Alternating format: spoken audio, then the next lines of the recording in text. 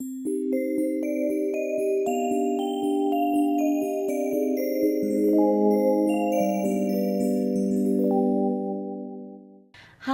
I'm Little Woo, and this is Woohoo Wednesday, a time for me to address an existential life question I've received during the week and give you a piece of insight or inspiration, something you can take action on, something simple and easy to practice. The question this week is, as we age, how to stop using sexual desirability as a big measure of self-worth? Thank you so much for asking this question, because I know that it would help a lot of people to have a chance to think about it more consciously. First, I'm going to give like a dictionary definition of self-worth, which is basically your sense of your value as a person. And then I'll give you my definition of self-esteem, is that it's a knowingness about your intrinsic value that's separate from all worldly measurements. And so this separation from measurement is the thing that is really hard to do, because if we took your question and instead of saying sexual desirability, we could say productivity. How do I stop measuring my productivity as a piece of self-worth? How do I stop using my humor as my sense of self-worth? Or my activism, heroism, helpfulness? There's so many ways that we tend to measure our value in the world, and a lot of it's about the things that we do or the impact on the world. And it's not to say that the things that we do are not important or the way that we impact the world is not important, but it's very dangerous to measure our self-worth based on those things. So I'm going to talk about a different way to look at it, is that certain children will have had the experience of being loved no matter what grades they had, no matter what they looked like, even if they were really bad kids. Their parents just loved them, and they could feel that. Now, those are lucky kids, because most children have been measured the same way that their parents felt measured. So their parents felt measured growing up, and that was the way they found their way in the world, that if you want to survive in this world, you better be valuable in some way. And we all, at a very young age, discovered how we were valuable to others. So maybe we were valuable because we were super helpful. Maybe we were valuable because we were super responsible. Maybe we were valuable because we were super attractive and everyone always gave us compliments. So whatever your means of childhood survival were, so the thing that made you feel like, oh, I'm going to survive with this, right? So it was actually an original measurement of survival.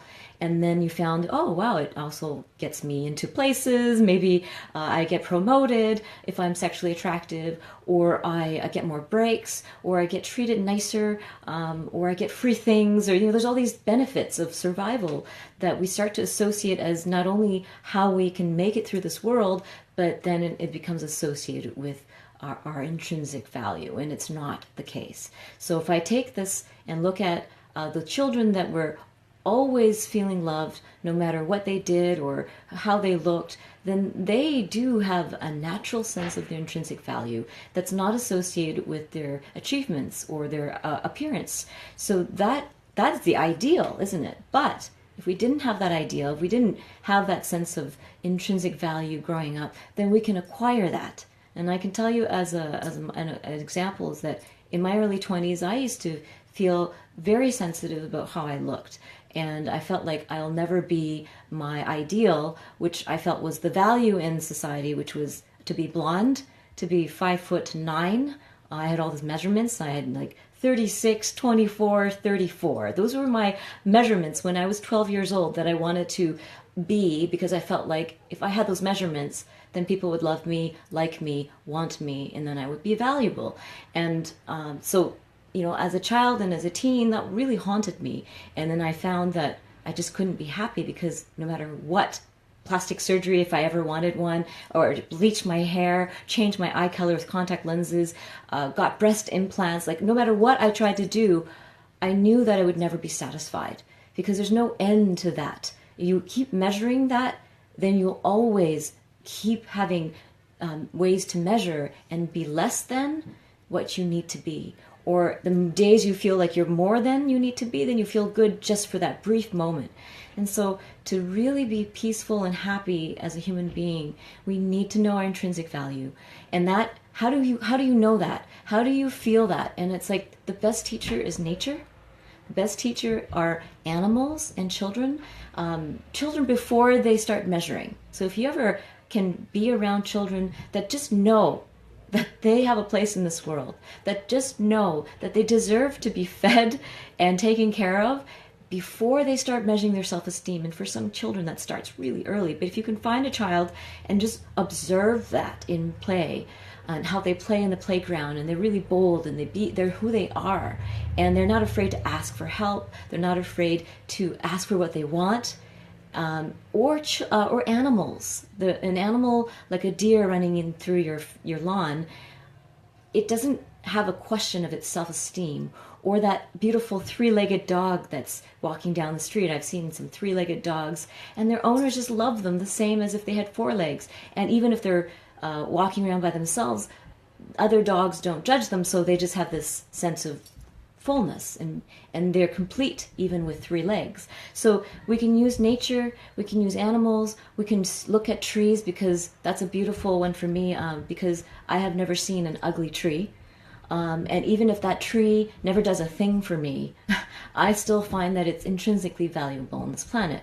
Now, someone might argue that, well, the tree is, providing oxygen, transforming carbon dioxide, like all these things. It's valuable because it's doing all that.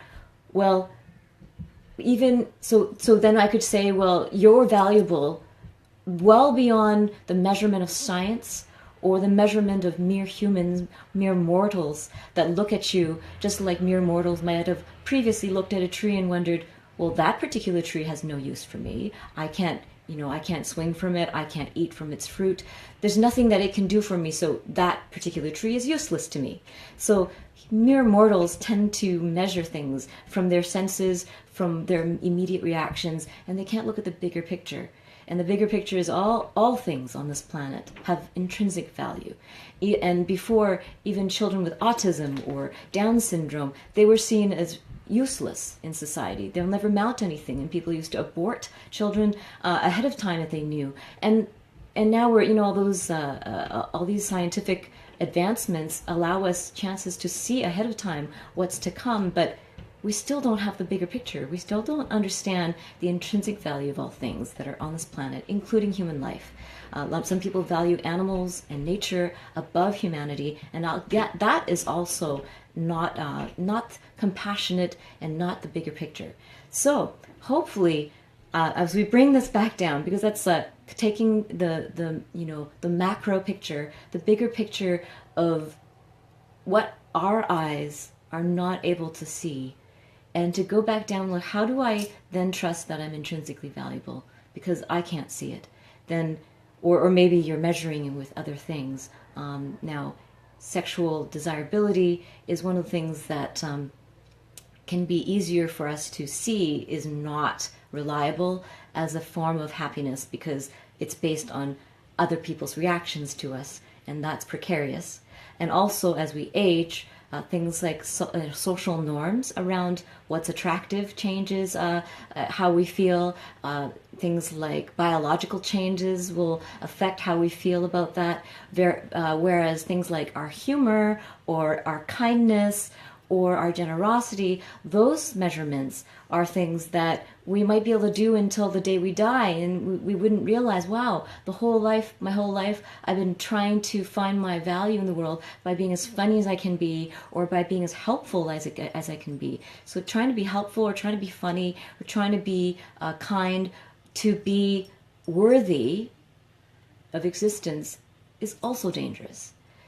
And so it's not that humor and kindness and productivity and achievements are not valuable. It's just to measure ourselves by that is dangerous. So yes, know your intrinsic worth, and then go out in the world and do all the beautiful things that we tend to do when we know that we are worthy. So a child who grows up knowing that they're worthy has a better chance of producing beautiful things, because it's no longer attached to their self-worth. It's attached to their joy of being. We are creating beautiful things because it's joyful, because we love to, because we are naturally inclined to do so, but not because we need to, not because we have to, not because if we don't do it, then we need to die, or that we don't deserve to exist. So that shift, how to transform would be to elevate every time you notice yourself, measuring yourself with any of those things, whether it's sexual desirability or how people react to you. If we stop measuring and we move our focus to this understanding that we're intrinsically valuable, and then we think of 3 things that you know are intrinsically valuable even if they never do anything for you. So pick a child, pick a tree, pick a piece of nature, pick an animal that you find just wonderful. When you see it, it doesn't have to do anything for you. It doesn't have to perform tricks. It doesn't have to fetch things for you. It doesn't have to be kind to you. It's just beautiful just by existing. Pick 3 of those things and then meditate and feel that this is possible, to recognize something's worth separate from its productivity or use to you. And then look at yourself and realize that you can recognize that within yourself. And this is so that's one meditation you can do every day. Just pick those 3 icons of intrinsic value and just keep reminding yourself that this is how you wish to feel about yourself. And then transfer that energy that you felt for that animal, that tree, that child, and then bring it towards yourself and say, I too am like that animal, that child, that tree. It's valuable even if it doesn't seem so to the rest of humanity. And the other exercise is to elevate your aesthetic experience of being sexually desirable into a different kind of aesthetic. So instead of focusing on how you physically look and how the other person physically responds to you, you can move your focus towards feeling compassion, feeling interest in their full humanity, feeling belief in their beauty, in their intrinsic beauty. So those are things that you can focus on and redirect your energy. So when someone comes into your space, someone that you'd normally try to seduce or try to create that sexual attraction, magnetism, instead of moving the energy that way, try to move it in a more multidimensional way of appreciation for their intrinsic value. So you're outwardly doing towards them the very thing that you wish to experience yourself. Just a complete level of acceptance, appreciation, not based on how you look or what you're doing. Here's a mantra.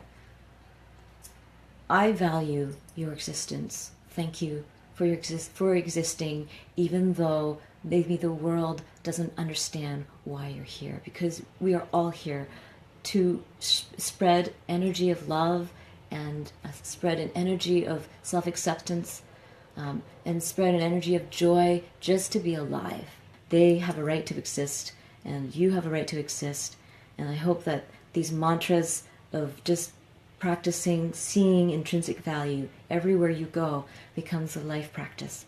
Every Wednesday I do a video. Please tune in, comment, send me questions. You can email me at treasures@littlewoo.org, or you can post questions on my Facebook page. And also, if you want to learn more about my courses, private sessions with me, you can go to my website, littlewoo.org. And I can work with people one-on-one. And also I have an online course that I'm gifting this month and next month. That's called the Magical Sabbatical, Making Time for Yourself. I'm really excited because I just finished working on it after 6 months of production, and I'm gifting it. So please join my email list so you can get access to that. It's about how to create time in your life for the things that matter. And it's a tool that I've used for 20 years now, and it's an amazing tool, the Magical Sabbatical. Thank you so much for tuning in. Thank you so much for your private messages when you send me questions. I really appreciate it, and I love addressing them with these videos. Mwah.